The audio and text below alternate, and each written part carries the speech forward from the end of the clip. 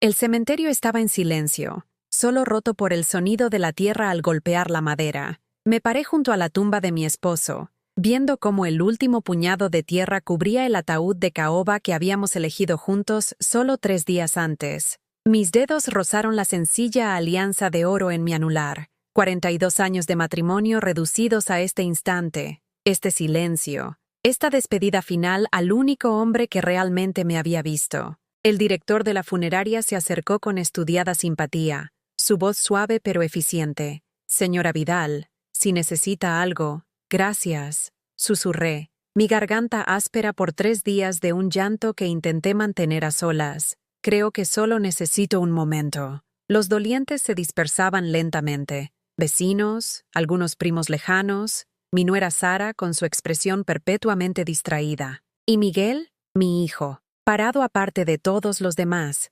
consultando su móvil con la misma eficiencia distante que aplicaba a todo en su vida. Debería haberme sentido agradecida de que hubiera venido. Nuestra relación se había enfriado durante años, cada conversación más corta que la anterior, cada visita sintiéndose más obligatoria que cariñosa. Pero Roberto, mi esposo, siempre había creído que Miguel cambiaría. «Solo está centrado en su carrera», decía Roberto cada vez que mencionaba sentirme como una extraña para nuestro propio hijo. «El éxito lleva tiempo. Ya se acordará de lo que significa la familia». Roberto se había equivocado en muchas cosas en su vida, pero nunca sobre las personas. Hasta ahora. Mi cuñado Jaime se acercó mientras yo estaba allí, perdida en recuerdos de mejores tiempos. Jaime siempre había sido el más sensible de los 2 hermanos, el que recordaba los cumpleaños y preguntaba por mi jardín. Su esposa, Luisa, estaba a su lado, con los ojos enrojecidos por el llanto. Ella había querido a Roberto como a su propio hermano.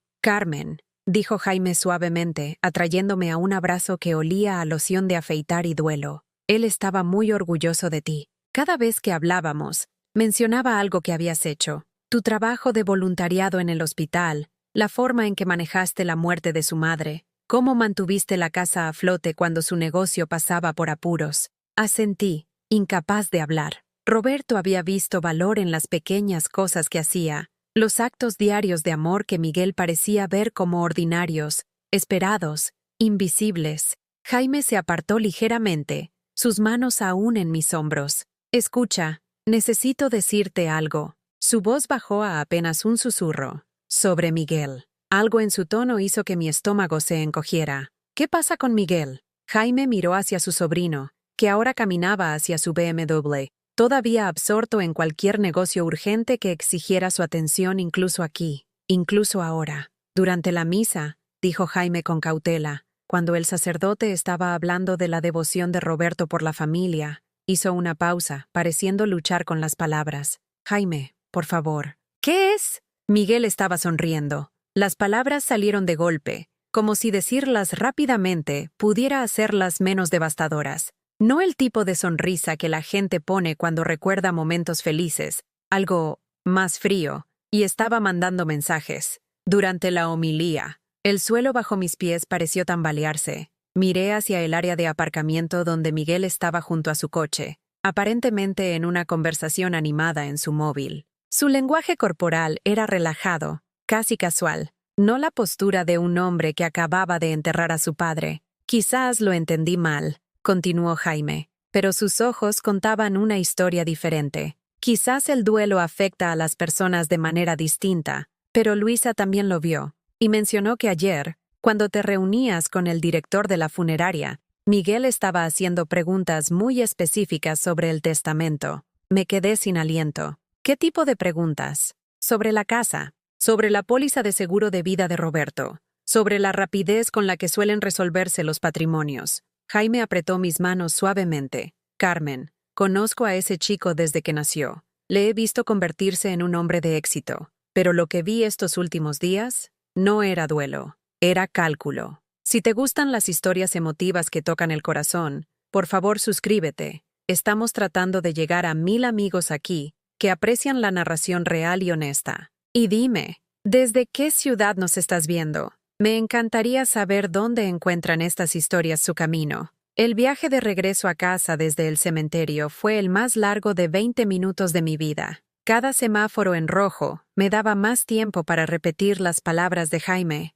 para examinar cada interacción que había tenido con Miguel durante los últimos 3 días, el rápido abrazo que me dio al llegar desde Madrid, la forma en que apenas había mirado el cuerpo de su padre durante el velatorio, la llamada telefónica que le oí hacer a alguien sobre solucionar esto rápido. Nuestra casa estaba en la calle del Olmo, como lo había estado durante los últimos 30 años, sus contraventanas azules y jardineras inalteradas, a pesar de todo lo que había sucedido dentro de estas paredes. Roberto había pintado esas contraventanas la primavera pasada, subiendo la escalera a pesar de mis protestas por sus rodillas de 70 años. Un hombre cuida de su hogar, había dicho, riéndose de mi preocupación. Es un reflejo de la vida que ha construido. Ahora la casa se sentía demasiado grande, demasiado silenciosa, demasiado llena de recuerdos que de repente se sentían frágiles e inciertos. Caminé por habitaciones donde la presencia de Roberto aún perduraba,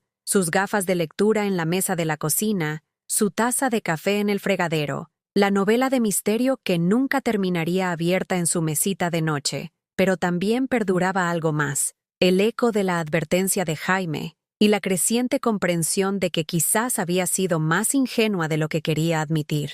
El teléfono sonó mientras me sentaba en el sillón de Roberto, aún vestida con mi traje negro, aún tratando de procesar un duelo que ahora llevaba el peso de la sospecha. La voz de Miguel llegó a través del altavoz con un brillo que parecía inapropiado para las circunstancias. «Mamá, espero que te estés manteniendo bien. Sé que hoy fue duro. Gracias por estar aquí», dije, mi voz más firme de lo que me sentía. «Tu padre se habría alegrado de verte». Hubo una pausa, justo lo suficientemente larga para sentirse deliberada. «Escucha, he estado pensando. Podría ser bueno para ti empezar a considerar tus opciones. Esta casa es bastante grande para una sola persona, y con las facturas médicas de papá durante el último año, nos arreglamos bien», dije rápidamente. «El seguro cubrió la mayor parte. Estoy seguro de que sí, pero aún así, mantener un lugar de este tamaño, completamente sola, quizás es hora de pensar en algo más pequeño, algo más manejable». Su tono era suave, razonable, la misma voz que había usado de niño al intentar convencerme para dejarle acostarse más tarde. «Miguel, tu padre acaba de morir esta tarde. Lo sé, mamá, lo sé, pero papá querría que fuéramos prácticos. No querría que te esforzaras con el mantenimiento y los gastos que no necesitas». Mientras hablaba, me encontré caminando hacia la ventana que daba al jardín que Roberto y yo habíamos plantado juntos. Rosales que él había elegido por su color, verduras que yo había seleccionado para nuestra mesa, un pequeño banco donde nos habíamos sentado innumerables noches planeando nuestros sueños de jubilación, sueños que ahora me pertenecían solo a mí. «Podemos hablar de todo esto más tarde», dije finalmente. «Claro, por supuesto. Solo quiero que sepas que estoy aquí para ayudarte con lo que venga después. Lo resolveremos todo juntos». Pero mientras colgaba el teléfono y miraba la casa que Roberto y yo habíamos construido con 42 años de esfuerzo compartido, me pregunté si la idea de «juntos» de Miguel significaba lo mismo que la mía. Las sombras del atardecer se hicieron más largas sobre los suelos de parqué, y en algún lugar de la creciente oscuridad, comencé a comprender que el duelo podría no ser el único desafío al que me enfrentaba. Algo estaba comenzando que aún no comprendía completamente, pero las palabras de Jaime resonaban en mi memoria. No era duelo lo que había visto en los ojos de mi hijo, era cálculo. Y por primera vez desde la muerte de Roberto, sentí no solo tristeza, sino algo que se parecía al miedo. La mañana siguiente trajo el tipo de silencio que solo existe en una casa donde alguien ha muerto. Preparé café para 1 en lugar de 2, puse la mesa para 1 en lugar de 2, y traté de encontrar un propósito en un día que se extendía sin el ritmo suave que Roberto y yo habíamos perfeccionado durante 4 décadas juntos. El timbre sonó exactamente a las 9. A través de la mirilla, pude ver a Miguel parado en el porche, vestido con su habitual traje de negocios azul marino, maletín en mano, como si se tratara de una reunión con un cliente, en lugar de una visita a su madre en duelo. «Buenos días, mamá», dijo cuando abrí la puerta, dándome el mismo abrazo superficial que había ofrecido ayer. «He traído algo de papeleo que necesitamos revisar. Pensé que sería mejor manejar todo mientras todavía estoy en la ciudad». «¿Papeleo?», Me hice a un lado para dejarlo entrar, notando cómo sus ojos inmediatamente comenzaron a catalogar el salón, el reloj antiguo que Roberto había heredado de su abuelo, la vitrina llena de nuestra cristalería de boda, el óleo que habíamos comprado durante nuestro viaje de aniversario a la Costa del Sol, cosas del patrimonio, el testamento de papá, las pólizas de seguro, lo habitual. Miguel colocó su maletín en la mesa del comedor con la autoridad de alguien que toma el mando. Sé que parece temprano, pero hay asuntos urgentes que debemos abordar. Le serví café en la taza favorita de Roberto sin pensarlo, e inmediatamente lamenté la elección cuando Miguel apenas reconoció el gesto. ¿Urgentes cómo? Bueno, para empezar, la compañía de seguros de vida requiere notificación dentro de los 30 días. Y hay implicaciones fiscales que tendremos que considerar para la declaración del próximo año. Abrió su maletín y sacó una carpeta de manila gruesa con documentos. Ya he hablado con el agente de seguros de papá y con su gestor. Ambos están listos para ayudarnos con el proceso. La eficiencia informal en su voz hizo que algo frío se instalara en mi pecho. ¿Ya has hablado con ellos? Ayer, después del funeral. Pensé que no tenía sentido retrasar lo inevitable. Miguel extendió papeles sobre la mesa donde Roberto y yo habíamos compartido miles de comidas, convirtiendo nuestro comedor en una oficina improvisada. Cuanto antes organicemos todo, antes podrás empezar a planificar tus siguientes pasos. Ahí estaba esa frase de nuevo. Siguientes pasos. Como si la muerte de Roberto simplemente hubiera creado un problema logístico que necesitaba solución en lugar de una pérdida profunda que requería tiempo para procesar y sanar. Miguel, no estoy lista para pensar en los siguientes pasos. Acabo de enterrar a tu padre ayer. Levantó la vista de los papeles con una expresión que reconocí de su infancia. La tolerancia paciente que mostraba cuando yo no entendía algo que él consideraba obvio. Lo entiendo, mamá, pero los sentimientos no impiden que la burocracia avance. Estos formularios tienen plazos, estemos listos o no. La forma en que dijo sentimientos, con el énfasis justo para que la palabra sonara como un inconveniente, me recordó conversaciones sobre las que Roberto y yo nos habíamos preocupado a lo largo de los años. ¿Cuándo había aprendido nuestro hijo a hablar de las emociones como si fueran obstáculos a superar, en lugar de respuestas humanas naturales a la pérdida? Empecemos con el seguro, continuó Miguel, sacando un documento que parecía oficial e intimidante. La póliza de papá tiene un valor de 350.000 euros. La beneficiaria eres tú, conmigo como secundario. Una configuración bastante estándar.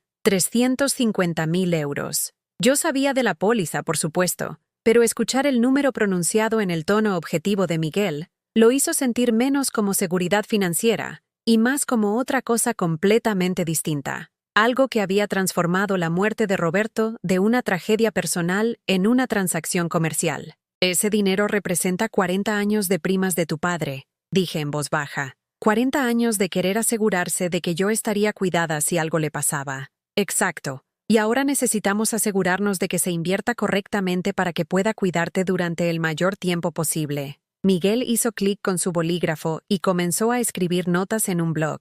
He estado investigando residencias de mayores en la zona. Hay algunos lugares muy agradables donde podrías tener tu propio apartamento, pero con acceso a atención médica si la necesitas. Residencias de mayores. La frase me golpeó como agua fría. Miguel, tengo 68 años, no 98, y soy perfectamente capaz de vivir en mi propia casa. Por ahora seguro, pero esta casa es mucho trabajo, y no se va a hacer más fácil. Hizo un gesto alrededor del comedor como si la moldura de corona y los suelos de parqué fueran evidencia de algún tipo de fracaso por mi parte. ¿Cuándo fue la última vez que limpiaste los canalones? ¿O que revisaste la caldera? Papá se encargaba de todo eso. Puedo aprender, o puedo contratar a alguien, lo cual cuesta dinero. Dinero que podría usarse mejor si no estuvieras cargando con los gastos generales de una casa de 4 dormitorios. La voz de Miguel se mantuvo razonable, lógica, el tono de alguien que explica matemáticas sencillas a un niño.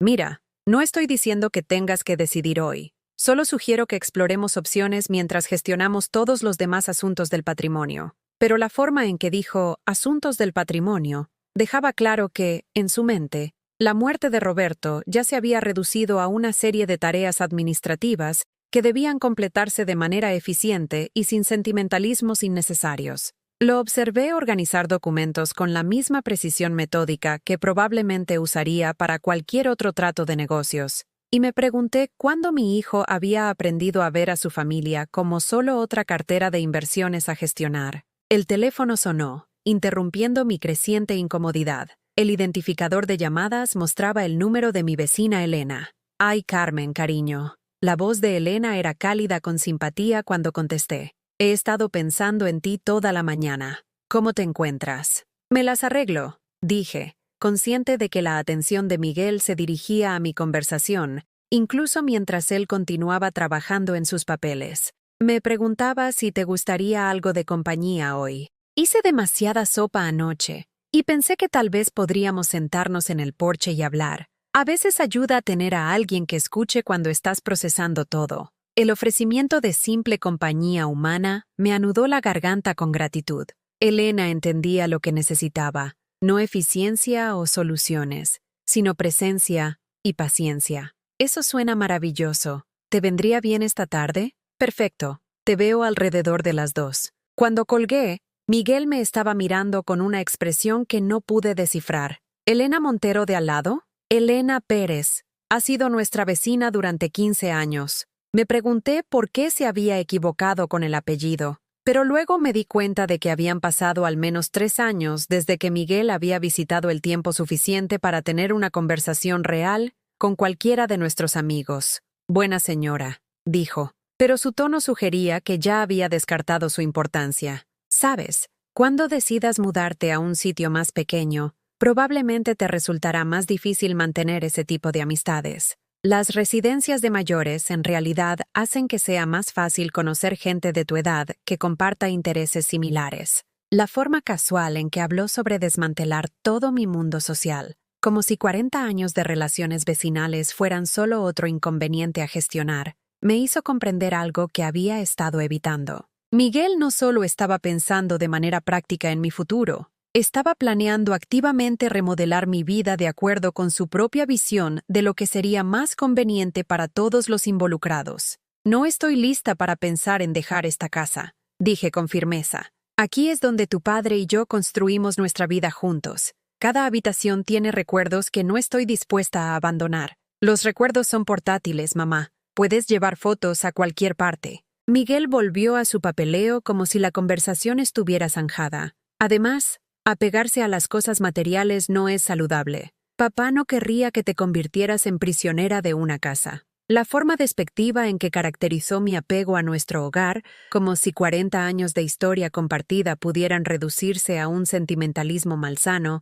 reveló algo que hizo que mi pecho se apretara con otro tipo de duelo. ¿Cuándo había aprendido mi hijo a hablar del amor como si fuera una debilidad a superar en lugar de una fortaleza a honrar? «Creo que es suficiente por hoy», dije, mi voz más firme de lo que me sentía. «Necesito tiempo para procesar todo lo que ha sucedido antes de poder pensar con claridad en cualquier otra cosa». Miguel miró su reloj, una pieza costosa que atrapó la luz de la lámpara de araña de nuestro comedor. «Me voy en un vuelo de regreso a Madrid mañana por la tarde. Realmente ayudaría si al menos pudiéramos presentar el papeleo del seguro antes de que me vaya». «El papeleo del seguro puede esperar hasta la próxima semana. Mamá, cuanto más demoremos...» «Miguel». Usé el tono que lo había detenido en seco cuando tenía 7 años y estaba probando los límites. Dije que puede esperar. Me miró por un momento, y en su expresión vi algo que me heló más que cualquier cosa que Jaime me hubiera contado ayer. No era frustración, ni siquiera impaciencia. Era cálculo, la mirada de alguien que reevalúa una situación que no procede según lo planeado. «Por supuesto», dijo finalmente, comenzando a recoger sus papeles con movimientos que parecían demasiado controlados. «Siento si te estoy presionando demasiado. El duelo afecta a todos de manera diferente, y tiendo a sobrellevarlo manteniéndome ocupado». Pero mientras empacaba su maletín, noté que se guardaba uno de los documentos, algo que aparentemente había decidido que no necesitaba ver después de todo. Y cuando me besó en la mejilla al despedirse, su abrazo se sintió como el tipo de gesto que alguien realiza cuando es observado en lugar de una expresión de afecto genuino. Después de que se fue, me senté en el comedor rodeada por la presencia fantasma de todos esos papeles, tratando de entender lo que acababa de suceder. Mi hijo había visitado a su madre en duelo y había pasado una hora tratándola como a una clienta cuyos activos necesitaban ser reposicionados. Y en algún lugar del espacio entre sus palabras y sus acciones, había comenzado a darme cuenta de que Jaime podría haber tenido más razón de lo que cualquiera de los dos quería creer. La tarde se extendió como una pregunta que no estaba lista para responder. Pero Elena llegaría pronto con sopa y simpatía, y tal vez juntas podríamos darle sentido a un mundo que de repente se había vuelto mucho más complicado que el simple duelo. Elena llegó esa tarde con una olla de sopa de pollo casera, y el tipo de presencia suave que solo proviene de décadas de amistad. Nos sentamos en el columpio del porche que Roberto había instalado el verano que nos mudamos, observando a los niños del vecindario montar en bicicleta mientras el sol de la tarde lo pintaba todo de dorado. ¿Sabes qué es lo que más recuerdo de Roberto?, dijo Elena, sirviendo sopa en los cuencos que yo había sacado. La forma en que solía quitar la nieve de mi entrada cada invierno sin que se lo pidieran. Nunca quiso crédito por ello, nunca lo mencionó, simplemente cuidaba de la gente en silencio. La sopa estaba perfecta, rica y reconfortante, sazonada con el tipo de amor que no se compra en tiendas. Decía que ayudar a los vecinos era simplemente lo que la gente hacía, como sujetar las puertas o decir por favor y gracias. De ahí saca Miguel su buen corazón, dijo Elena, y sentí que mi pecho se apretaba ante la suposición inocente. Roberto siempre hablaba con tanto orgullo de su éxito en Madrid. Decía que había criado un hijo que sabía cómo manejar los negocios. Agité mi sopa lentamente, preguntándome cómo responder. ¿Cómo le dices a una querida amiga que el hijo que todos asumen que heredó los valores de su padre podría haber aprendido algo completamente diferente? Miguel está muy centrado en los asuntos prácticos. Debe ser un gran consuelo tenerlo manejando todas las decisiones difíciles ahora mismo. Recuerdo cuando mi Harold falleció. Apenas podía pensar con claridad durante meses. Tener a alguien capaz en quien apoyarse marca la diferencia. Elena tenía buenas intenciones, pero sus palabras resaltaban la creciente brecha entre lo que la gente esperaba ver y lo que yo realmente estaba experimentando. Todos asumían que la eficiencia de Miguel era un regalo, que su enfoque empresarial de mi duelo era exactamente lo que necesitaba una viuda abrumada. Pero sentada allí con la sopa casera de Elena calentando mis manos, me di cuenta de que lo que realmente necesitaba era alguien que entendiera que el amor no podía organizarse en carpetas de Manila u optimizarse con fines fiscales. A la mañana siguiente, decidí conducir hasta Madrid. La idea me había llegado durante las horas de insomnio antes del amanecer. Tal vez la frialdad de Miguel era solo su forma de lidiar con la pérdida. Tal vez verlo en su propio entorno, lejos de la presión de gestionar los asuntos de su padre, nos recordaría a ambos quiénes solíamos ser el uno para el otro. Llamé a su oficina alrededor de las 10, después de que la hora punta de la mañana se hubiera calmado. Su secretaria, una joven agradable llamada Jessica, me comunicó inmediatamente. «¿Mamá? ¿Está todo bien?» La preocupación en su voz se sintió genuina, y por un momento me permití la esperanza. «Todo está bien. Estaba pensando que podría subir esta tarde. ¿Tal vez llevarte a cenar? Hace tanto tiempo que no tenemos tiempo para hablar de verdad». Hubo una pausa, el tipo de silencio que se extiende lo suficiente como para sentirse deliberado. Hoy es bastante loco, la verdad. Estamos en medio de una adquisición importante y tengo reuniones con clientes hasta tarde. ¿Qué tal mañana? Podría quedarme a pasar la noche en ese pequeño hotel cerca de tu apartamento. Mañana tampoco me viene bien. Escucha, mamá, probablemente este no sea el mejor momento para una visita social. Todavía me estoy poniendo al día con los días que me perdí por el funeral de papá. La frase visita social quedó flotando en el aire entre nosotros, como si una madre en duelo que quería pasar tiempo con su único hijo fuera un inconveniente a gestionar en lugar de una conexión a atesorar. Entiendo que estás ocupado. Solo pensé, ¿qué tal esto? Intentaré bajar el mes que viene. Podemos revisar más papeleo de papá entonces. Tal vez terminar de organizar todo. Papeleo de papá. Incluso al discutir la posibilidad de pasar tiempo juntos, Miguel solo podía enmarcarlo en términos de las tareas administrativas que parecían ocupar toda su energía emocional. Eso sería agradable, dije, aunque ambos sabíamos que no sucedería. Su calendario estaría lleno el próximo mes también, tal como lo había estado durante los últimos 3 años. Genial. Te llamaré a finales de esta semana y concretamos una fecha. pero no llamó a finales de esa semana, ni la semana siguiente. En cambio, me encontré instalándome en una rutina de soledad, marcada por pequeños gestos de esperanza que no fueron reconocidos. Le envié a Miguel una tarjeta en el que habría sido el 71 cumpleaños de su padre, compartiendo un recuerdo sobre Roberto, enseñándole a montar en bicicleta en el parque de la Alameda, sin respuesta. Le dejé un mensaje de voz diciéndole que había encontrado su viejo trofeo de fútbol infantil mientras organizaba el despacho de Roberto, pensando que tal vez lo querría para su apartamento. Nunca me devolvió la llamada. Cuando descubrí que su restaurante favorito de la infancia, Churrería El Abuelo en la calle Alcalá, iba a cerrar después de 40 años, conduje hasta el otro lado de la ciudad para comprar un vale de regalo, pensando que podríamos compartir una última comida allí juntos cuando él visitara. El vale de regalo estuvo en la encimera de mi cocina durante 2 semanas, antes de que finalmente lo pusiera en un cajón con todas las otras pequeñas ofrendas que había preparado para un hijo, que parecía haber olvidado que yo existía. El momento más duro llegó cuando intenté compartir algo que se sentía genuinamente importante. Había estado revisando las cosas de Roberto lentamente, con cuidado, tratando de decidir qué guardar y qué donar. En el cajón de su escritorio encontré una carta que aparentemente nunca había enviado. Una nota a Miguel escrita solo unas semanas antes de morir. La carta era puro Roberto, cálida, orgullosa, llena del tipo de sabiduría paternal que siempre había expresado mejor por escrito que en persona. Escribía sobre lo orgulloso que estaba del éxito de Miguel, cómo esperaba que su hijo recordara que el logro no significaba nada sin compasión, cómo quería que Miguel me cuidara no por obligación, sino por amor. Llamé a Miguel de inmediato, mi voz temblando por la emoción de haber encontrado este regalo inesperado de su padre. Miguel, encontré algo que creo que querrás ver. Tu padre te escribió una carta antes de morir. Es hermosa. Habla de cuánto te amaba, de lo orgulloso que estaba. ¡Qué bien, mamá! ¿Puedes simplemente enviármela por correo? ¿Enviarla por correo? El desprecio casual se sintió como un golpe físico. Esto es lo último que tu padre te escribió. ¿No quieres? Estoy seguro de que es muy significativa, pero estoy desbordado ahora mismo, y honestamente, prefiero recordar a papá como era cuando estaba sano.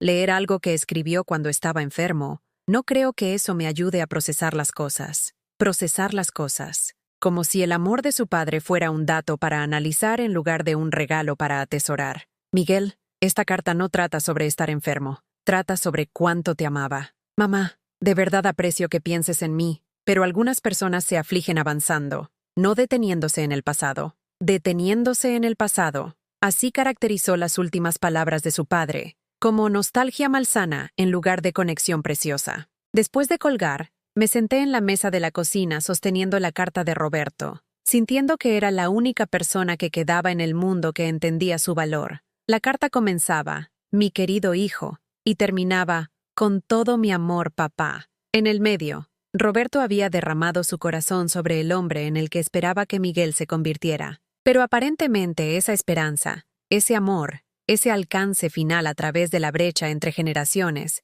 era solo otro inconveniente en la apretada agenda de Miguel. 3 semanas después, lo intenté una vez más. Se acercaba el 38º cumpleaños de Miguel, y pasé días planeando lo que solía ser una sencilla tradición familiar. Roberto y yo siempre habíamos hecho especial su cumpleaños, no con regalos caros que él podía comprar por sí mismo, sino con gestos reflexivos que mostraban que recordábamos lo que le importaba. Horneé su tarta favorita desde cero, chocolate con glaseado de crema de cacahuete, la misma receta que había usado para cada cumpleaños desde que cumplió 8 años. Encontré las velas con forma de números que habíamos guardado de sus cumpleaños de la infancia, un pequeño ritual que siempre le había hecho sonreír. Incluso compré el buen helado de vainilla del mercado caro al otro lado de la ciudad, el tipo en el que Roberto solía derrochar para ocasiones especiales. Cuando llamé para hablarle de la tarta, mi voz brillante con el tipo de anticipación que solía marcar nuestras celebraciones familiares,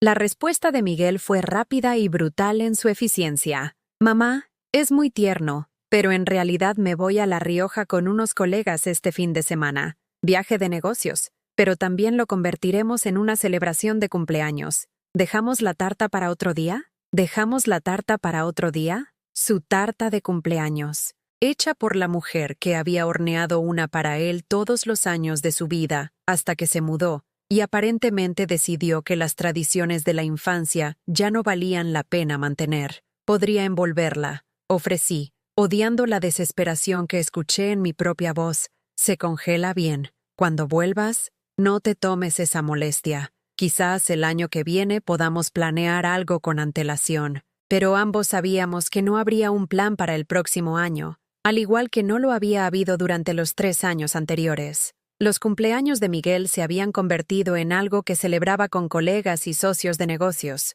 personas que podían avanzar en su carrera o mejorar su estatus social. Su madre, aparentemente, ya no cumplía los requisitos para ser incluida en tal compañía. Me senté en mi cocina rodeada por la evidencia de mi tonta esperanza, la tarta enfriándose en la encimera, las velas numeradas todavía en su paquete, el buen helado derritiéndose lentamente en el congelador. El sillón vacío de Roberto parecía burlarse de mis esfuerzos, recordándome que el hombre que había enseñado a Miguel sobre el amor y la lealtad familiar ya no estaba aquí para reforzar esas lecciones. Esa noche, comí un trozo de la tarta de cumpleaños sola, tratando de recordar cuándo mi hijo había dejado de ver mis gestos de amor como regalos y había comenzado a verlos como obligaciones que no tenía intención de honrar. La tarta estaba perfecta, húmeda y rica, exactamente como a Miguel siempre le había gustado, pero sabía a fracaso, a todas las formas en que aparentemente me había vuelto insuficiente para la vida que él había elegido construir. Elena me encontró a la mañana siguiente, sentada en el porche con mi café y el resto de una tarta de cumpleaños intacta. «Ay, cariño», dijo, sentándose a mi lado sin ser invitada. «¿Qué ha pasado?». Le conté sobre la tarta, sobre la carta, sobre el vale de regalo acumulando polvo en mi cajón. Elena escuchó con la paciencia de alguien que había criado hijos y entendía la particular angustia de verlos superar no solo tu hogar, sino tu relevancia para su felicidad. «Algunos hijos», dijo finalmente, «olvidan que el amor no es algo de lo que te gradúas. Piensan que el éxito significa dejar atrás a las personas que les ayudaron a lograrlo». Las palabras sonaron verdaderas, pero no hicieron que el abandono doliera menos. En todo caso, lo empeoraron al confirmar lo que había estado tratando de no reconocer. Miguel no solo se había ocupado o distraído, había tomado una decisión consciente de excluirme de la vida que estaba construyendo. Pero ellos no sabían lo que yo había guardado todo el tiempo, algo que podría cambiar la forma en que terminaba esta historia, algo que les haría comprender que el amor de una madre podía ser a la vez paciente y poderoso, gentil, y en última instancia intransigente cuando se trataba de proteger lo que más importaba. Los días comenzaron a desdibujarse de una manera que me sorprendió. No el desenfoque agudo y dentado del duelo inicial, sino algo más suave y peligroso, el desvanecimiento suave de un corazón que aprende a protegerse al no esperar nada.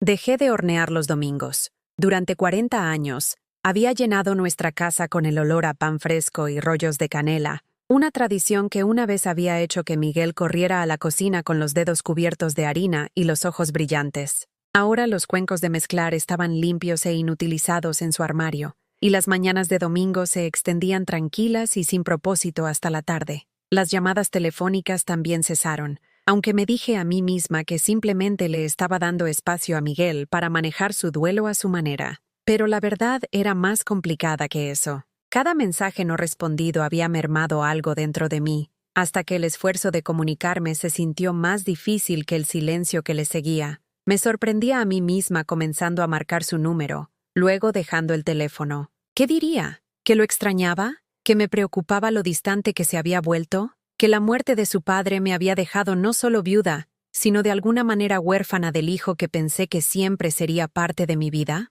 La casa misma comenzó a reflejar esta nueva realidad. Las gafas de lectura de Roberto permanecían en la mesita de noche, pero dejé de mirarlas con el punzante dolor de la pérdida reciente. La habitación de la infancia de Miguel se quedó exactamente como estaba: trofeos de béisbol en el estante, maquetas de aviones colgando del techo, pero ya no entraba con la esperanza de que él pudiera visitar y quisiera recordar quién solía ser. Elena notó el cambio primero. Había desarrollado el hábito de pasar la mayoría de las tardes, generalmente con alguna pequeña excusa: tomates extra de su jardín, un artículo de revista que pensó que disfrutaría, una nueva receta que quería probar. Pero en realidad, venía porque entendía que el duelo podía ser un país solitario, y nadie debería tener que navegarlo completamente solo. Estás cada vez más callada, observó un jueves mientras estábamos sentadas en mi salón, tomando té en la porcelana buena que había dejado de guardar para ocasiones especiales. No callada de tristeza, sino otra cosa. Consideré sus palabras mientras observaba el vapor subir de mi taza. Roberto había comprado este juego de té para nuestro 20º aniversario, eligiendo cada delicada pieza con la misma atención cuidadosa que dedicaba a todo lo que le importaba. Creo que estoy aprendiendo a vivir con menos, dije finalmente. ¿Con menos cómo? Esperando menos, teniendo esperanza en cosas diferentes. Tracé el borde dorado de mi taza de té con un dedo. Cuando pasas meses tratando de comunicarte con alguien que nunca responde, al final dejas de levantar los brazos. La expresión de Elena se volvió preocupada. Carmen, cariño, ¿estás hablando de Miguel? La pregunta quedó suspendida en el aire entre nosotras. Hasta ese momento, había logrado mantener mi creciente decepción en privado, protegiendo tanto la reputación de Miguel como mi propio orgullo. Pero sentada en el salón donde había abierto regalos de Navidad y soplado velas de cumpleaños, descubrí que ya no tenía la energía para fingir. Llamó ayer, dije, mi voz cuidadosamente neutral. La primera vez en 3 semanas. Preguntó si había recibido los papeles de la compañía de seguros. ¿Solo por los papeles del seguro? ¿Nada más? Mencionó que su trabajo iba bien. Un cliente importante que había conseguido. Muy emocionado por eso. Dejé mi taza de té con el tipo de precisión que proviene de tratar de no dejar que las emociones se muestren en gestos sencillos. Luego preguntó si había pensado más en mi situación de vivienda. Así lo llamó, mi situación de vivienda. El silencio de Elena fue más elocuente que cualquier palabra de simpatía podría haber sido. Ella entendió lo que yo estaba aprendiendo a aceptar, que mi hijo había reducido nuestra relación a una serie de problemas prácticos que necesitaba resolver de manera eficiente. ¿Le dijiste que no estás lista para mudarte? Le dije que me las arreglaba bien en la casa que su padre y yo construimos juntos. Dijo que eso era bueno, pero me pidió que mantuviera una mente abierta sobre alternativas. La conversación había durado exactamente 7 minutos. Había mirado el reloj de la cocina todo el tiempo. Fue muy razonable al respecto, muy paciente con su vieja madre obstinada que no podía ver la sabiduría de sus sugerencias. Esa noche, me encontré parada en la antigua habitación de Miguel por primera vez en semanas. La maqueta de avión que había construido cuando tenía 12 años colgaba inmóvil en el aire quieto, sus alas cuidadosamente pintadas con los colores de la Marina que había admirado en una exhibición aérea a la que asistimos juntos. Recordé lo orgulloso que estaba cuando la terminó, cómo insistió en que Roberto le tomara fotos sosteniéndola a contraluz. ¿Cuándo se había convertido ese niño entusiasta en un hombre que medía el amor en términos de eficiencia fiscal y planificación patrimonial? ¿Cuándo el niño que solía llamarme solo para compartir algo divertido que le había pasado en el trabajo se convirtió en alguien que me contactaba solo cuando había documentos que discutir?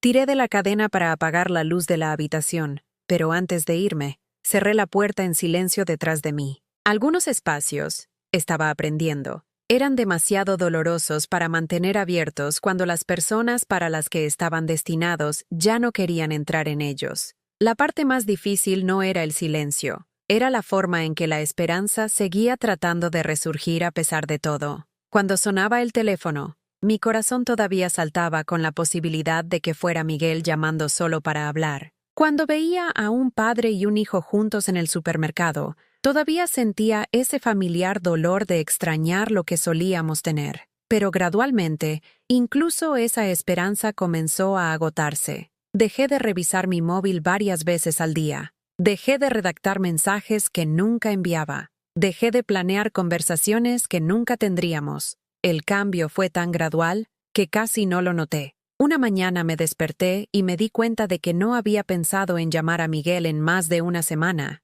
El alivio fue inmediato, y me causó culpa en igual medida. Alivio de haber dejado de infligirme decepciones constantes. Culpa de ser aparentemente capaz de amar a mi propio hijo, con menos intensidad de lo que había pensado. Elena me encontró llorando esa tarde. No las lágrimas dramáticas del duelo inicial, sino el llanto silencioso de alguien que había descubierto una capacidad inesperada para la autoprotección emocional. ¿Qué pasa, cariño? Creo que me estoy rindiendo con él, susurré. Creo que realmente me estoy rindiendo con mi propio hijo. Elena se sentó a mi lado en el sofá, su presencia cálida y firme. O tal vez solo te estás rindiendo con la versión de él que esperabas que volviera. La distinción se sintió importante, aunque no pude comprender bien por qué. ¿Es lo mismo? No lo creo. Amar a alguien y aceptar quién elige ser no siempre son lo mismo. A veces lo más amoroso que puedes hacer es dejar de intentar forzar a alguien a ser quien necesitas que sea. Sus palabras tenían sentido intelectualmente, pero emocionalmente se sentían como permiso para abandonar la relación más fundamental de mi vida. ¿Qué clase de madre deja de luchar por el amor de su hijo? ¿Qué clase de mujer acepta que su único hijo ha decidido que ella ya no vale el esfuerzo de mantener una conexión genuina? Pero a medida que pasaban las semanas, comencé a entender lo que Elena quería decir. La constante tensión de la esperanza no correspondida me estaba agotando de maneras que no había reconocido. Cuando dejé de esperar que Miguel llamara, también dejé de decepcionarme cuando no lo hacía. Cuando dejé de planear gestos de amor que él no apreciaría, tuve más energía para los pequeños placeres diarios que se habían estado perdiendo en mis decepciones más grandes. Empecé a leer de nuevo misterios y biografías que me transportaban lejos de mi propia realidad complicada. Empecé a dar paseos nocturnos por el vecindario, notando cambios que había estado demasiado preocupada para ver. La familia vecina había plantado un hermoso jardín de rosas. La joven pareja de la calle del Fresno había pintado sus contraventanas de un alegre azul. La vida continuaba a mi alrededor, y por primera vez en meses me sentí capaz de participar en ella. La mesa del comedor, que se había sentido imposiblemente grande y vacía desde la muerte de Roberto, comenzó a parecer del tamaño adecuado para una persona que estaba aprendiendo a encontrar la satisfacción en la soledad. La ponía con cuidado cada noche: servilleta de tela, cubiertos adecuados, una pequeña flor del jardín, no porque esperara compañía, sino porque estaba comenzando a comprender que merecía la misma consideración que siempre había mostrado a los demás. No era felicidad, exactamente, pero tampoco era desesperación. Era algo más tranquilo y más sostenible. Aceptación. Aceptación de que el hijo que había criado se había convertido en alguien que no reconocía. Aceptación de que mi matrimonio había terminado, y mi papel como madre activa aparentemente había terminado con él. Aceptación de que necesitaría construir un tipo de vida diferente al que había imaginado. Pero tarde por la noche, cuando la casa se sumía en su silencio más profundo, a veces me encontraba tocando la pequeña caja de madera que guardaba en el cajón de mi mesita de noche, la que contenía la alianza de boda de Roberto, y la carta que le había escrito a Miguel, y algo más, algo que aún no había compartido con nadie.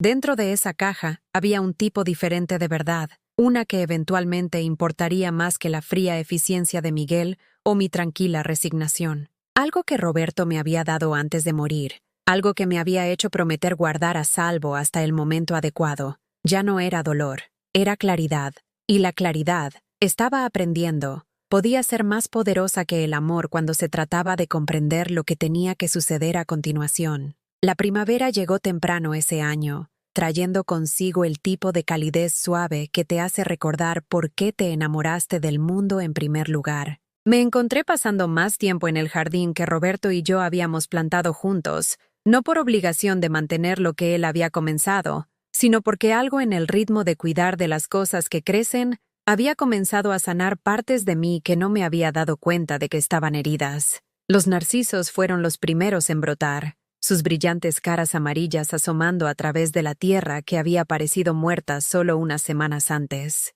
Luego, los tulipanes que Roberto había plantado en hileras cuidadosas, rojos que le recordaban el lápiz de labios de su madre, rosas que yo había elegido porque parecían esperanzadores. Mientras me arrodillaba entre ellos, quitando malas hierbas y quitando flores marchitas, comencé a recordar algo que casi había olvidado. ¿Quién solía ser antes de que el duelo y la decepción me hubieran convencido de que no era más que alguien a quien gestionar o ignorar? Yo había sido Carmen Vidal mucho antes de convertirme en la madre de Miguel o la esposa de Roberto. A los 23 años, había sido la mujer que se abrió camino a un trabajo en la oficina de planificación urbana cuando le habían dicho que no contrataban mujeres para nada más que trabajo de secretaría. Había sido la persona que había convencido al ayuntamiento para aprobar el primer parque infantil accesible para sillas de ruedas en nuestro distrito, que había organizado el programa de vigilancia vecinal que redujo los robos en un 60%, que había aprendido a cambiar su propio aceite y a cuadrar su propia cuenta bancaria, porque creía en ser capaz en lugar de indefensa. De alguna manera, a lo largo de las décadas de cuidar a otros, perdí el rastro de esa mujer. Había sido enterrada bajo capas de adaptación y compromiso, de hacerme más pequeña para encajar en las formas en que otras personas me necesitaban, pero sentada en mi jardín con tierra bajo las uñas y sol en mi cara, podía sentirla volviendo a la vida. Esa tarde hice algo que no había hecho en meses. Llamé a la coordinadora de voluntariado en el Hospital San Juan de Dios, donde había pasado 3 años leyendo a niños en la sala de cáncer antes de que la enfermedad de Roberto consumiera todo mi tiempo y energía. «Carmen». La voz de Carol era cálida con genuino placer. «Te hemos echado tanto de menos. ¿Cómo te encuentras?» «Estoy lista para volver», dije, y me sorprendió lo cierto que se sintió. «Si todavía tenéis un lugar para mí». «¿Estás bromeando? Los niños preguntan por ti constantemente. Tommy Martínez. ¿Te acuerdas de Tommy? Lleva 6 meses en remisión, pero todavía viene a veces solo para ver si has regresado. Ese chico te atribuye haberle ayudado a superar lo peor de su tratamiento». La idea de que yo importaba para alguien, de que mi presencia había marcado la diferencia en la vida de un niño cuando más lo necesitaba, se sintió como descubrir agua después de caminar por un desierto. «¿Cuándo puedo empezar? ¿Qué tal el jueves por la tarde? Tenemos una niña pequeña nueva, Emma, que acaba de empezar la quimio. 7 años, muerta de miedo. Podría responder bien a ti. El jueves no pudo llegar lo suficientemente rápido». Pasé los días intermedios recordando lo que se sentía al prepararse para algo que importaba, tener un propósito que se extendía más allá de mis propias 4 paredes y mis propios sentimientos complicados sobre relaciones familiares que no podían arreglarse con buenas intenciones.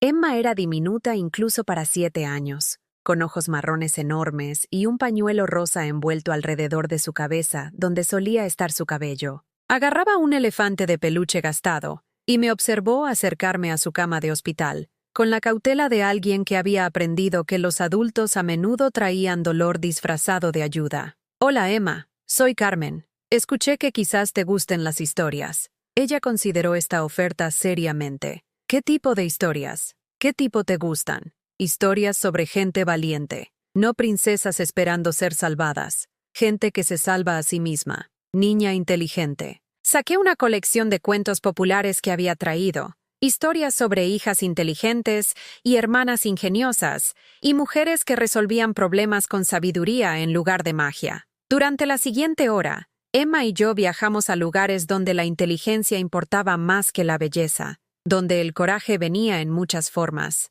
donde las personas pequeñas podían lograr grandes cosas si se negaban a rendirse. «¿Volverás?», preguntó mientras me preparaba para irme. «Todos los jueves, si quieres. Me gustaría mucho». Caminando hacia mi coche esa tarde, sentí algo que casi había olvidado. La satisfacción de ser verdaderamente útil para otro ser humano. No útil en la forma en que Miguel parecía querer que fuera. Obediente, manejable, procesada eficientemente a través de los detalles administrativos de mi propia vida, sino útil en la forma que realmente importaba. Presente, atenta, ofreciendo algo que otra persona genuinamente necesitaba. Esa noche, me senté en la mesa de mi cocina con la carta de Roberto a Miguel abierta a mi lado. La había leído docenas de veces desde que la encontré, cada lectura revelando nuevas capas del amor y la sabiduría de un padre. Pero esta noche, la leí de manera diferente, no como un regalo que Miguel había rechazado, sino como un mensaje que Roberto había destinado para alguien que lo valoraría. «Mi querido hijo», comenzaba la carta, «si estás leyendo esto, significa que ya no puedo decirte en persona lo orgulloso que estoy del hombre en el que te has convertido. Pero el orgullo, he aprendido, no se trata solo de logros, se trata de carácter, se trata de recordar que el éxito sin compasión es solo una forma costosa de estar solo. Roberto siempre había sido mejor con las palabras escritas que con las habladas, y esta carta era su obra maestra. Escribió sobre valores que trascendían la ganancia financiera, sobre la importancia de mantenerse conectado con las personas que te amaban, no por lo que podías hacer por ellas, sino por quién eras cuando eras más tú mismo. Cuida de tu madre, había escrito hacia el final, no porque sea tu obligación, sino porque ella ha cuidado de todos los demás toda su vida, y el amor debe ser un círculo, no una línea recta que se agota cuando es inconveniente de mantener. Pero mientras doblaba la carta con cuidado y la devolvía a su sobre, me di cuenta de que algo había cambiado en mi comprensión. Roberto había escrito esto con la esperanza de que Miguel lo leyera y recordara los valores que se le habían enseñado. Pero Miguel había tomado su decisión cuando descartó las últimas palabras de su padre como una malsana detención en el pasado. La carta ya no estaba rechazada, estaba reclamada. Se había convertido en evidencia no de la insensibilidad de Miguel, sino de la sabiduría perdurable de Roberto sobre lo que importaba en una vida bien vivida, y yo era la prueba viviente de que sus palabras no se habían desperdiciado, incluso si nunca habían llegado a su destinatario previsto. Abrí la pequeña caja de madera de mi cajón de la mesita de noche y saqué el artículo que había estado guardando a salvo durante meses, el regalo final de Roberto para mí, entregado solo unos días antes de morir, cuando todavía estaba lo suficientemente lúcido como para comprender lo que se avecinaba. Era una libreta de cuenta bancaria, impecable e inutilizada, con mi nombre listado como la única titular de la cuenta. Dentro de la portada, Roberto había escrito una nota con su letra cuidadosa. Para cuando recuerdes quién eres, úsala para convertirte en quien estabas destinada a ser. Con amor siempre, R. La cuenta contenía 50.000 euros, dinero que Roberto había ahorrado de alguna manera sin mi conocimiento, acumulado durante años de planificación cuidadosa para un futuro que él no compartiría pero que quería asegurar. No para facturas o necesidades o las preocupaciones prácticas por las que Miguel seguía insistiendo que debería preocuparme, sino para posibilidades, para opciones, para el tipo de libertad que viene cuando descubres que no eres tan impotente como pensabas. Había mantenido esta cuenta en secreto, no porque estuviera planeando algo dramático,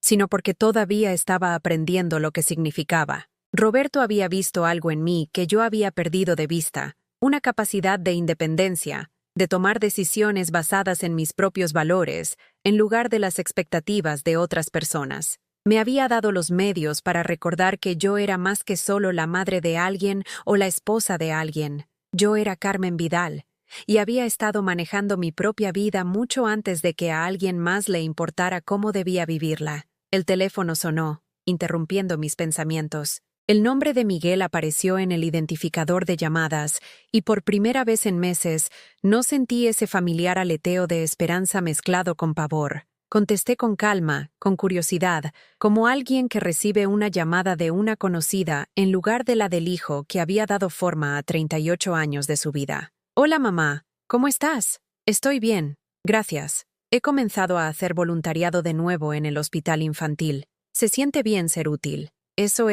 Eso es genial, mamá. Me alegro de que te mantengas ocupada. Había algo en su tono que no pude identificar. Aprobación mezclada con algo más. En realidad, llamo porque quería hacer seguimiento a nuestra conversación sobre la casa. He estado investigando y encontré una residencia de mayores muy bonita a unos 20 minutos de donde estás ahora. Tienen lista de espera, pero creo que podría conseguirte un puesto superior si actuamos rápido. La presunción casual en sus palabras, que él investigaría opciones para mi vida sin consultarme, que movería hilos para acelerar una decisión que nunca había aceptado tomar, podría haberme dolido meses antes. Ahora simplemente aclaraba algo que había estado llegando a comprender. Eso es considerado de tu parte, Miguel. Pero he decidido quedarme en la casa. Mamá, hemos hablado de esto. El mantenimiento por sí solo será manejable. De hecho, me estoy arreglando bastante bien. Hubo una pausa. Cuando volvió a hablar, su voz llevaba una nota nueva.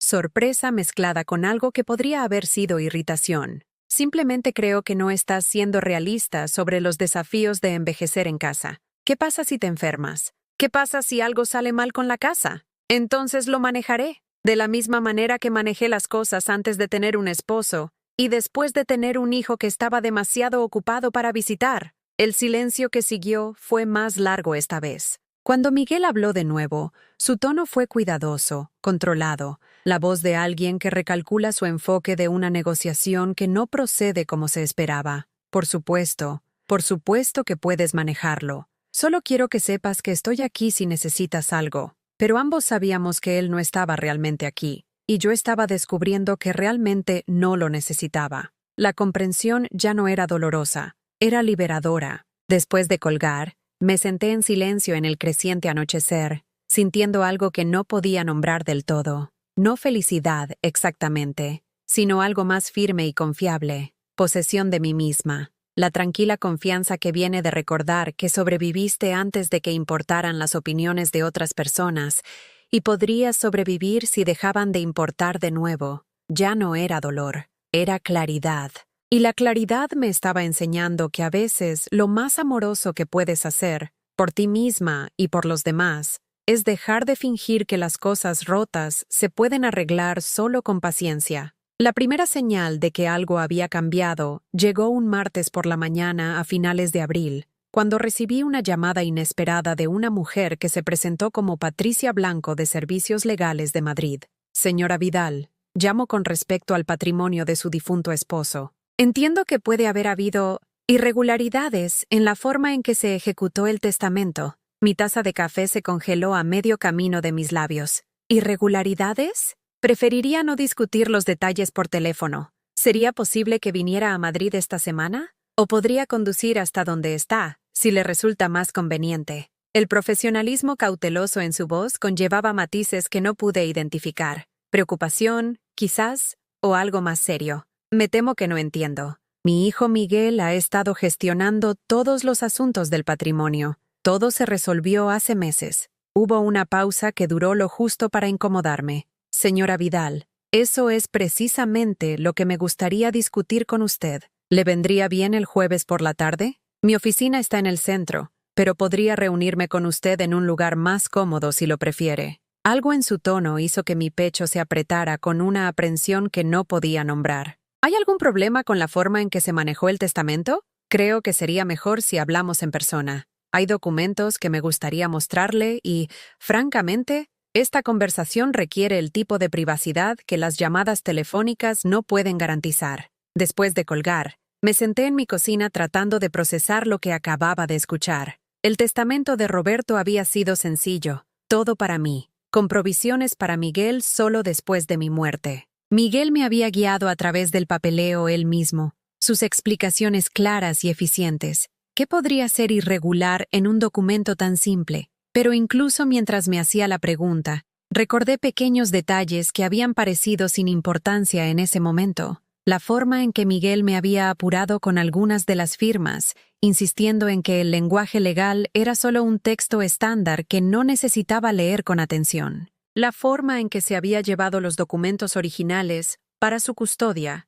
en su oficina de Madrid. La forma en que parecía inusualmente informado sobre derecho sucesorio para alguien cuya experiencia se suponía que estaba en finanzas. Elena notó mi distracción cuando pasó esa noche con pan de maíz casero y su habitual y suave preocupación. «Pareces preocupada, cariño. ¿Qué te pasa?», le conté sobre la llamada de la abogada, observando su rostro en busca del tipo de reacción que podría decirme si mi creciente inquietud estaba justificada o era solo la paranoia de una mujer que había sido decepcionada demasiadas veces. ¿Dijo qué tipo de irregularidades? Quería reunirse en persona. Dijo que requería privacidad. Rompí un trozo de pan de maíz. Luego lo dejé sin comer. Elena, ¿y si Miguel? ¿Y si ha estado manejando los asuntos de Roberto de manera diferente a como me dijo? La pregunta flotó entre nosotras como una acusación que no estaba lista para hacer directamente. Elena conocía a Miguel desde que era un niño. Lo había visto crecer desde el tipo de niño que ayudaba a los vecinos mayores a llevar las compras, hasta el tipo de hombre que parecía ver las conexiones emocionales como ineficiencias a minimizar. «¿Qué te dice tu intuición?», preguntó finalmente. Consideré la pregunta mientras miraba por la ventana de mi cocina el jardín donde Roberto y yo habíamos soñado con la vida que construiríamos juntos. Me dice que he sido ingenua con más cosas que solo la capacidad de amor de mi hijo. El jueves por la tarde me encontré sentada en la oficina del centro de Patricia Blanco, un espacio que se las arreglaba para sentirse tanto profesional como cálido. Muchos libros, fotos familiares, una ventana que daba a la concurrida calle de abajo. Patricia era más joven de lo que esperaba, quizás 45, con ojos amables y un trato directo que sugería que había aprendido a dar noticias difíciles con compasión, pero sin delicadeza innecesaria. Señora Vidal, quiero que sepa que lo que estoy a punto de compartir con usted puede ser inquietante. He practicado el derecho sucesorio durante 15 años, y casos como este se encuentran entre los más difíciles que manejo. Abrió una carpeta de Manila y sacó varios documentos, extendiéndolos sobre su escritorio con la precisión cuidadosa de alguien que presenta pruebas. Hace 3 semanas me contactó el ex socio de su difunto esposo, David Ruiz. Estaba preocupado por algunas transacciones financieras que había notado en las cuentas de negocios de su esposo poco antes de su muerte. Reconocí el nombre de David. Él y Roberto habían trabajado juntos durante más de 20 años antes de que David se mudara a las Islas Canarias hace 2 años. Habían mantenido su amistad a pesar de la distancia, hablando por teléfono cada pocas semanas sobre negocios, familia, vida. David había estado ayudando a su esposo con algo de planificación de inversiones antes de que falleciera. Cuando intentó hacer seguimiento a esos planes recientemente, descubrió que cantidades significativas de dinero se habían movido fuera de cuentas que deberían haber estado congeladas a la espera de la liquidación del patrimonio. Las palabras parecieron flotar en el aire entre nosotras, su significado claro pero de alguna manera imposible de procesar. ¿Movido por quién? Patricia consultó sus notas, aunque sospeché que conocía la información de memoria. Las transferencias fueron autorizadas por alguien con un poder notarial sobre los asuntos financieros de su esposo. Ese poder notarial le fue otorgado a su hijo Miguel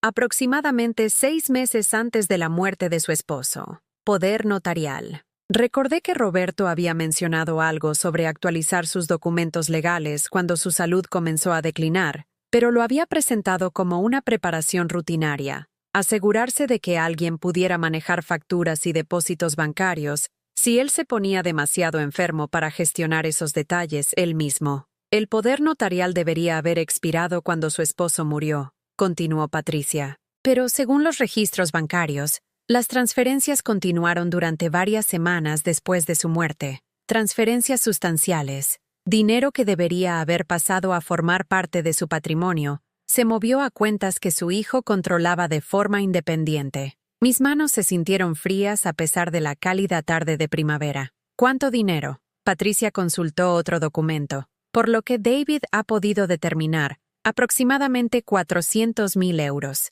Dinero de las cuentas de negocios de su esposo, sus ahorros personales, incluso la cuenta donde guardaba fondos de emergencia para los gastos del hogar. 400,000 euros. Más dinero del que Roberto y yo habíamos imaginado tener. Más dinero del que yo había sabido que existía en el panorama financiero de nuestra familia. Dinero que debería haber asegurado mi futuro durante décadas, pero que aparentemente había sido redirigido para asegurar el de otra persona. ¿Es esto legal? ¿Puede alguien con poder notarial hacer cosas como estas? Absolutamente no. El poder notarial expira con la muerte, y usarlo después de ese punto constituye fraude. Además, incluso mientras su esposo estaba vivo, el deber fiduciario de Miguel le obligaba a actuar en el mejor interés de su esposo, no en el suyo propio. La habitación pareció inclinarse ligeramente, como si la tierra se hubiera desplazado sobre su eje mientras yo estaba sentada. Todas esas conversaciones sobre mi situación financiera,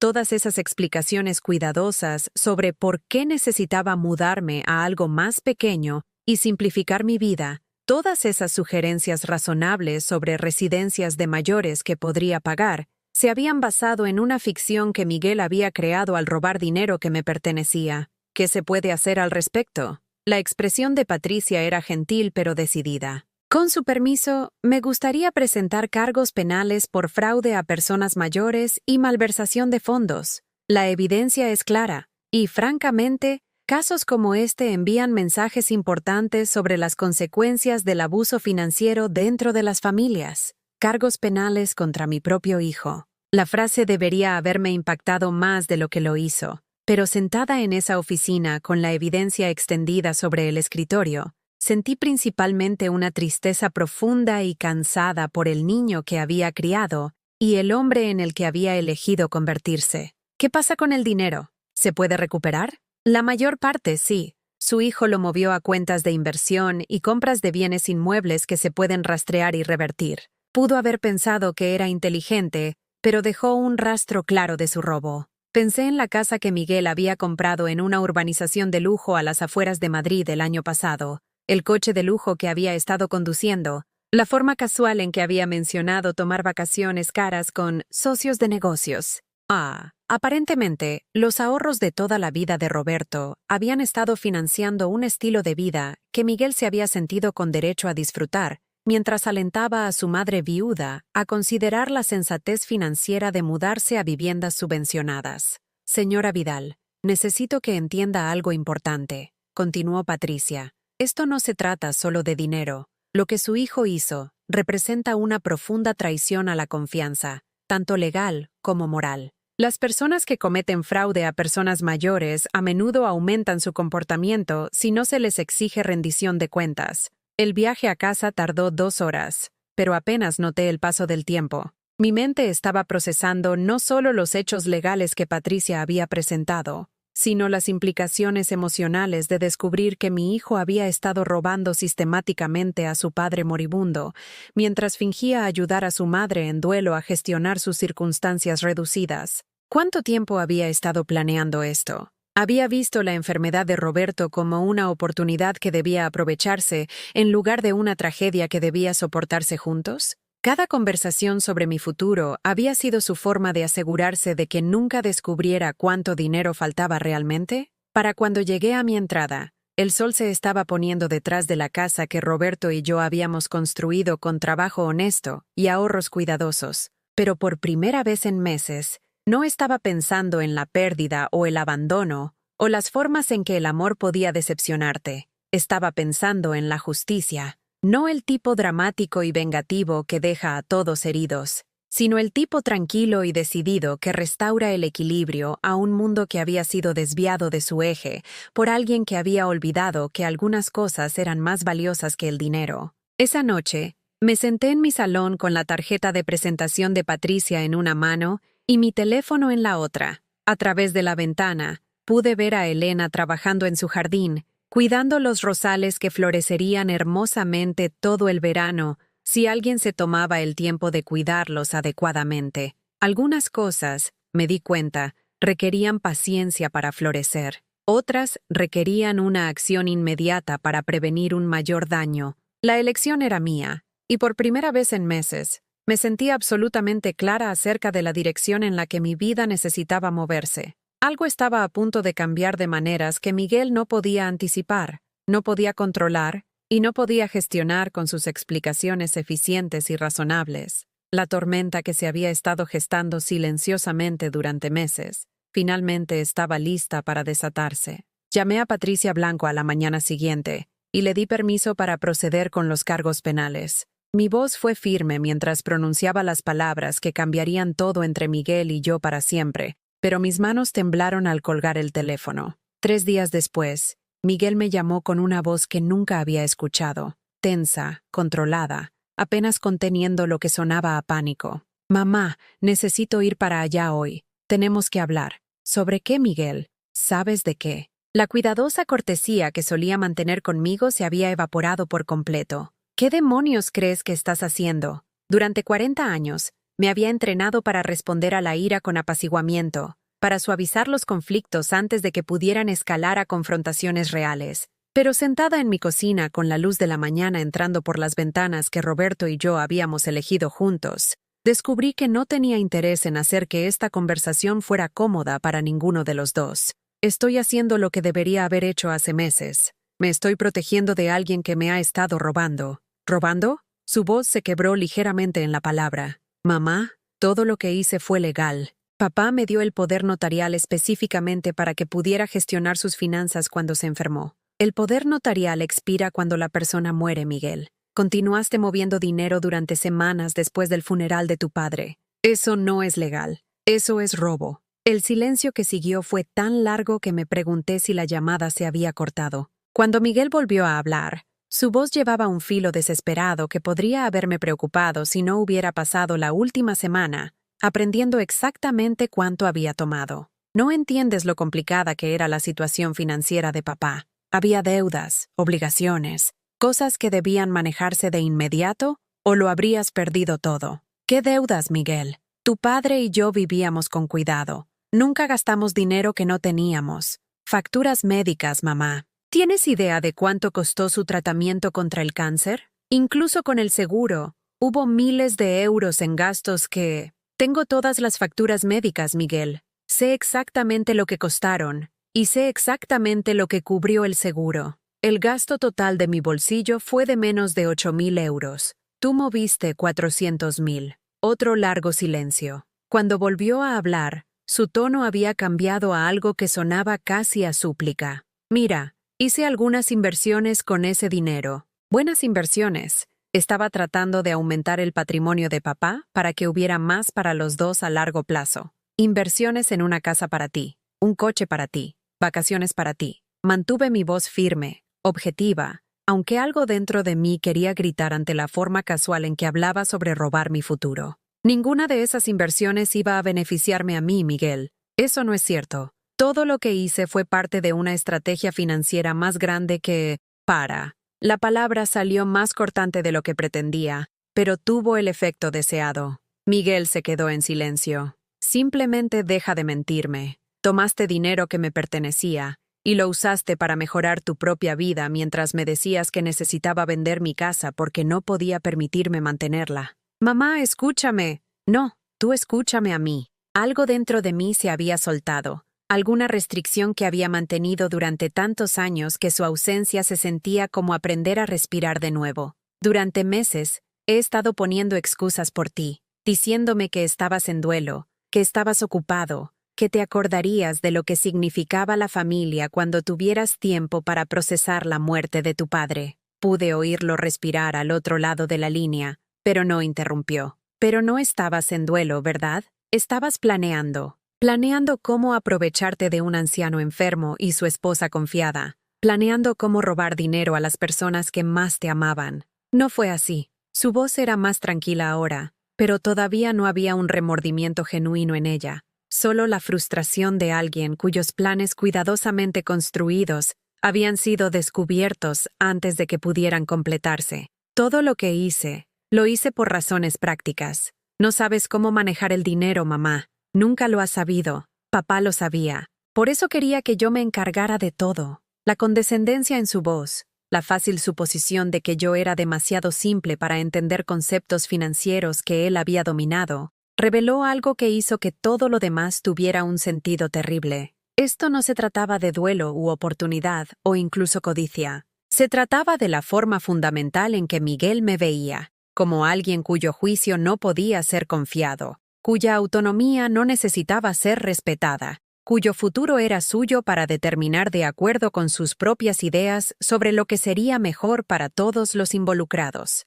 Tu padre quería que me ayudaras, Miguel, no que me robaras. Hay una diferencia. Te estaba ayudando. ¿Crees que disfruté teniendo que tomar todas esas decisiones difíciles? ¿Crees que fue fácil para mí manejar el patrimonio de papá mientras lidiaba con mi propio duelo? Su habilidad para enmarcar el robo como sacrificio, para presentar su traición como una carga que había asumido noblemente para mi beneficio, era tan audaz que era casi admirable. Casi. Tienes razón, dije finalmente. Probablemente no fue fácil. Pero ¿sabes qué más no es fácil? Descubrir que tu único hijo te ha estado mintiendo durante meses. Darte cuenta de que mientras confiabas completamente en alguien, esa persona estaba destruyendo sistemáticamente esa confianza para su propio beneficio. Mamá, si tan solo me dejas explicar. No hay nada que explicar, Miguel. Los registros bancarios hablan por sí mismos. El calendario habla por sí mismo. El hecho de que moviste dinero después de que tu padre murió, habla por sí mismo.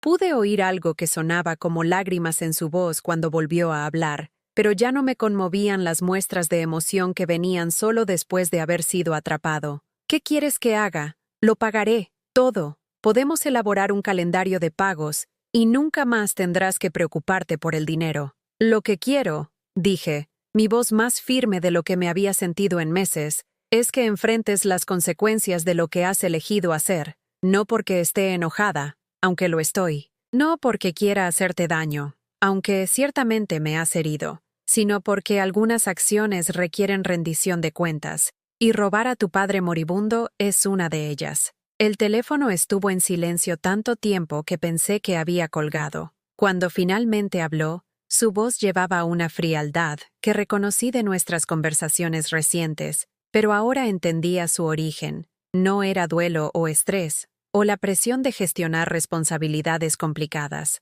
Era el desprecio de alguien a quien habían atrapado haciendo algo de lo que había asumido que era lo suficientemente inteligente como para salirse con la suya. Estás cometiendo un error, mamá. Uno grande. ¿De verdad quieres destruir nuestra relación por dinero? La pregunta reveló todo lo que necesitaba saber sobre cómo Miguel veía nuestra situación. En su mente, yo era la que estaba destruyendo nuestra relación al negarme a aceptar su robo en silencio. Yo era la que estaba creando problemas al insistir en la rendición de cuentas por sus acciones. Yo era la que estaba siendo irrazonable al esperar honestidad de mi propio hijo. Nuestra relación fue destruida en el momento en que decidiste que yo era alguien a quien podías robar en lugar de alguien a quien debías amar. Dije, no estoy destruyendo nada, Miguel. Simplemente me niego a fingir que lo que hiciste fue aceptable. Bien. La única palabra llevaba más veneno de lo que un párrafo de insultos podría haber logrado. Bien, pero no esperes que te perdone por esto. No esperes que te visite o te llame o finja que somos familia cuando has elegido el dinero por encima de tu propio hijo. Y ahí estaba, la inversión final, el último intento de hacerme responsable de las consecuencias que él había creado enteramente a través de sus propias elecciones. Incluso frente a la abrumadora evidencia de su mala conducta, Miguel estaba decidido a presentarse como la víctima de mis expectativas irrazonables, en lugar del perpetrador de un abuso financiero sistemático. Siempre te amaré, dije en voz baja, pero no siempre confiaré en ti, y no siempre te protegeré de los resultados de tus propias decisiones. Colgué antes de que pudiera responder. Elena me encontró una hora después, sentada en el porche delantero con lágrimas rodando por mi cara, no lágrimas de tristeza, sino lágrimas de alivio tan profundo que se sintieron como una liberación física de meses de tensión acumulada. ¿Cómo te fue?, preguntó, sentándose a mi lado en el columpio que Roberto había construido. Se acabó, dije. Todo. La simulación, la esperanza de que cambiara, el poner excusas a un comportamiento que no tenía excusa. ¿Y cómo te sientes?, consideré la pregunta mientras veía a los niños del vecindario caminar a casa desde la escuela, sus mochilas rebotando, sus voces brillantes con cualquier pequeño drama que hubiera consumido su día. Libre, dije finalmente. Triste, pero libre. Esa noche, Patricia Blanco llamó para informarme que Miguel había sido detenido esa tarde en su oficina de Madrid. Los cargos eran formales ahora: fraude a personas mayores, malversación de fondos, abuso de poder notarial financiero. El proceso legal llevaría meses, pero el dinero ya había sido congelado, y la mayor parte me sería devuelto en semanas. ¿Cómo estás lidiando con todo esto?, preguntó Patricia. Miré alrededor de mi salón, las fotografías de momentos más felices, los muebles que Roberto y yo habíamos elegido juntos, la vida que habíamos construido que nadie podía quitarme ahora, y me di cuenta de que me sentía más en paz de lo que me había sentido en meses. Lo estoy manejando perfectamente, dije, y por primera vez en mucho tiempo, lo dije completamente en serio. Algunas verdades, había aprendido, valían la pena el dolor que causaban al ser dichas en voz alta. Y algunas relaciones valían la pena terminar si no podían sobrevivir a la honestidad sobre quiénes eran realmente las personas cuando pensaban que nadie las estaba mirando. La tormenta finalmente había pasado, y a su paso, el aire se sentía limpio y lleno de posibilidades que solo estaba comenzando a imaginar. 6 meses después, me paré en mi jardín una mañana de septiembre, observando las últimas rosas de la temporada florecer con una intensidad que parecía desafiar al otoño que se acercaba. Eran las favoritas de Roberto, rojas profundas que habían tardado 3 años en establecerse, pero que ahora crecían con el tipo de confianza que proviene de raíces profundas y cuidado paciente. La casa detrás de mí era la misma casa que casi me habían convencido de vender, pero se sentía completamente diferente ahora. No porque algo hubiera cambiado en la estructura en sí, sino porque había recordado que el hogar no es algo que te sucede, es algo que creas a través de la elección diaria de cuidar lo que importa. El dinero había sido devuelto, tal como Patricia había prometido. 400.000 euros que habían transformado mi jubilación de una serie de cálculos ansiosos en un momento de genuina posibilidad. Pero más valioso que la seguridad financiera, era algo que no podía medirse en extractos bancarios. El conocimiento de que era capaz de protegerme cuando se necesitaba protección, y lo suficientemente fuerte como para enfrentar verdades difíciles cuando las mentiras cómodas ya no eran sostenibles. Emma, mi pequeña amiga del hospital, había terminado sus tratamientos de quimio en agosto. Yo había estado allí cuando tocó la campana que marcaba el final de su viaje a través del cáncer, su voz clara y orgullosa mientras anunciaba a la sala que se iba a casa para comenzar segundo de primaria. Su cabello estaba volviendo a crecer en suaves rizos castaños, y su risa había regresado a la alegría desbordante que la enfermedad grave había silenciado temporalmente, pero nunca completamente. ¿Seguirás viniendo a leernos?, me había preguntado durante nuestra última sesión oficial juntas. Todos los jueves, le había prometido. Siempre hay niños que necesitan historias sobre personas valientes que se salvan a sí mismas.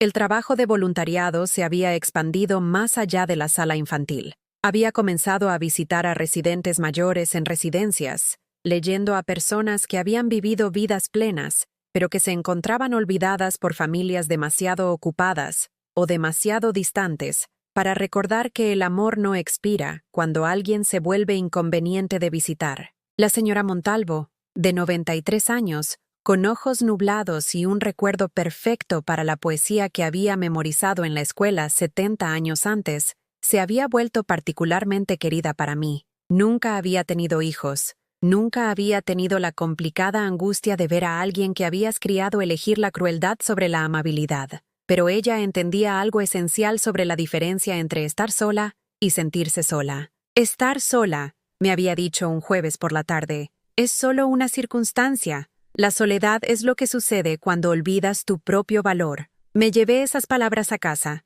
dándoles vueltas como cuentas de rosario durante las horas tranquilas en que la ausencia de Roberto todavía se sentía lo suficientemente aguda como para cortarme la respiración. La casa estaba más tranquila ahora que en 40 años, pero no estaba solitaria. Estaba en paz de la manera que viene de no esperar más la aprobación de otra persona para sentirse digna del espacio que ocupas. Los procedimientos legales habían concluido en julio. Miguel se declaró culpable de todos los cargos, evitando un juicio que nos habría obligado a revivir a ambos su traición en foros públicos diseñados más para la justicia que para la sanación. Había sido sentenciado a trabajo comunitario y libertad condicional, obligado a hacer restitución total, y se le exigió asistir a terapia por lo que el juez había denominado fallas profundas de carácter y juicio. Yo había asistido a la sentencia, sentada en la parte trasera de la sala del tribunal, mientras mi hijo se paraba ante un juez que había visto suficientes casos de abuso a personas mayores como para hablar con autoridad sobre la crueldad particular de traicionar a personas cuyo único error fue confiar en aquellos a quienes amaban. Miguel parecía mayor que sus 38 años, desgastado por meses de procedimientos legales y el colapso de una vida que había construido con dinero que no le pertenecía. Cuando el juez preguntó si tenía algo que decir antes de la sentencia, se quedó en silencio durante casi un minuto completo antes de pronunciar palabras que contenían más verdad que cualquiera de nuestras conversaciones recientes. Me dije a mí mismo que estaba protegiendo a mi madre de decisiones financieras para las que no estaba capacitada, pero la verdad es que me estaba protegiendo de la posibilidad de que ella tomara decisiones diferentes a las que yo quería que tomara. Hizo una pausa, mirándome directamente por primera vez ese día. Le robé no porque necesitara mi ayuda, sino porque creía que merecía su dinero más que ella. No fue una disculpa, exactamente, pero fue honestidad. Y la honestidad, había aprendido, era más valiosa que las disculpas cuando se trataba de comprender cómo se habían roto las relaciones y si podían ser reparadas. Después de la sentencia, Miguel se acercó a mí en el pasillo del juzgado. Parecía inseguro, más joven de alguna manera, como el chico que solía buscar mi consuelo después de pesadillas o decepciones en el colegio. «Mamá», dijo en voz baja, Sé que no tengo derecho a pedir perdón. No, estuve de acuerdo. No lo tienes. Asintió como si hubiera esperado esa respuesta. ¿Crees que algún día podría haber una manera de que volvamos a tener algún tipo de relación? Consideré la pregunta mientras estudiaba al hombre en el que se había convertido mi hijo. Alguien capaz de traición sistemática, pero también, aparentemente, capaz de reconocer la magnitud de lo que había destruido. No lo sé, dije finalmente. Creo que eso depende de quién elijas ser en el futuro, no de quién has sido en el pasado. Voy a intentar ser mejor, eso espero. Por tu bien, no por el mío. Yo estoy bien como estoy. Esa fue la última vez que hablamos. Se había mudado de nuevo a Madrid después de vender la casa que había comprado con el dinero de Roberto. Tomó un trabajo con una firma más pequeña que estaba dispuesta a contratar a alguien con sus problemas legales. A través de conocidos mutuos, escuché que estaba asistiendo a terapia regularmente, que parecía genuinamente comprometido a comprender cómo había justificado tratar a sus padres como activos a gestionar en lugar de personas a las que amar. Si ese compromiso duraría, si conduciría al tipo de cambio de carácter fundamental que algún día podría hacer posible una relación entre nosotros, estaba por verse, pero yo ya no estaba esperando para averiguarlo. Mi vida se había vuelto demasiado llena de alegrías presentes como para pasar mucho tiempo preguntándome sobre posibilidades futuras que quizás nunca se materializarían. Elena y yo habíamos hecho un viaje a la costa gallega en agosto, alojándonos en un pequeño hotel rural cerca de la costa donde Roberto y yo habíamos pasado nuestra luna de miel 42 años antes. Caminamos por las mismas playas, comimos marisco fresco en el mismo chiringuito de puerto, vimos atardeceres que pintaban el cielo en colores tan hermosos que te hacían sentir agradecida de estar viva para presenciarlos. ¿Lo extrañas?, había preguntado Elena una tarde mientras estábamos sentadas en el porche del hotel, escuchando las olas romper contra las rocas que habían sido moldeadas por siglos de erosión paciente. Todos los días, respondí honestamente. Pero no extraño a la mujer que era cuando él se estaba muriendo. No extraño sentirme impotente o dependiente o temerosa de tomar decisiones sin la aprobación de otra persona. ¿Qué es lo que más extrañas? Su risa. La forma en que podía encontrar humor en casi cualquier cosa, y su fe en la bondad básica de la gente, incluso cuando lo decepcionaban. Hice una pausa, pensando en las conversaciones que Roberto y yo habíamos compartido sobre la creciente distancia de Miguel, su creciente enfoque en el éxito a expensas de la conexión. Él se habría quedado destrozado por lo que Miguel eligió hacer, pero creo que se habría sentido orgulloso de cómo elegí responder. La casa se sintió diferente cuando regresé de la costa gallega, no más pequeña o más solitaria, sino del tamaño adecuado para la vida que estaba construyendo. Había comenzado a cocinar de nuevo, comidas de verdad con verduras del jardín y pan casero, no porque alguien esperara la cena, sino porque el acto de nutrirme se había convertido en una forma de respeto propio que ya no estaba dispuesta a renunciar. La mesa del comedor donde Miguel había extendido sus papeles esa horrible mañana era ahora el lugar donde hacía rompecabezas, escribía cartas a viejos amigos, planeaba horarios de voluntariado y pequeñas aventuras. Había comprado nuevos manteles individuales en colores que Roberto y yo nunca habíamos probado, reorganizado los muebles para captar mejor la luz, colgado fotografías que reflejaban quién me estaba convirtiendo en lugar de quién había sido.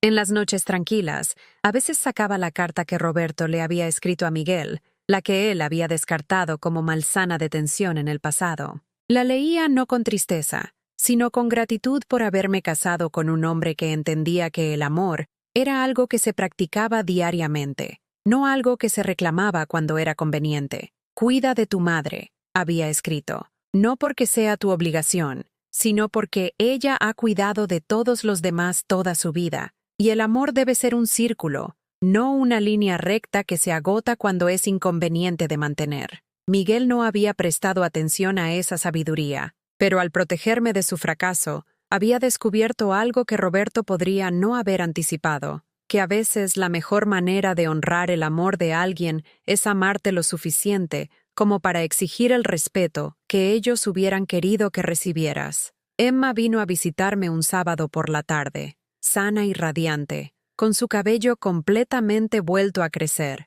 y sus ojos brillantes con la particular confianza que proviene de sobrevivir a algo de lo que no estaba segura de poder sobrevivir. Me trajo un dibujo que había hecho, una imagen de dos mujeres sentadas en un jardín, una mayor y otra más joven, ambas leyendo libros. Esas somos nosotras, explicó, en tu jardín, leyendo historias sobre gente valiente. Colgué el dibujo en mi frigorífico, justo al lado de la fotografía de Roberto y yo el día de nuestra boda. Pasado y presente, pérdida y esperanza, todo junto en la cocina donde comenzaba cada mañana con café hecho para uno y la tranquila satisfacción de un día que me pertenecía por completo. El teléfono todavía sonaba a veces con llamadas de personas que se preguntaban cómo me estaba arreglando sola. Pero arreglar o gestionar, había aprendido, era la palabra incorrecta para lo que estaba haciendo. No estaba gestionando mi vida, la estaba viviendo, plena e intencionalmente,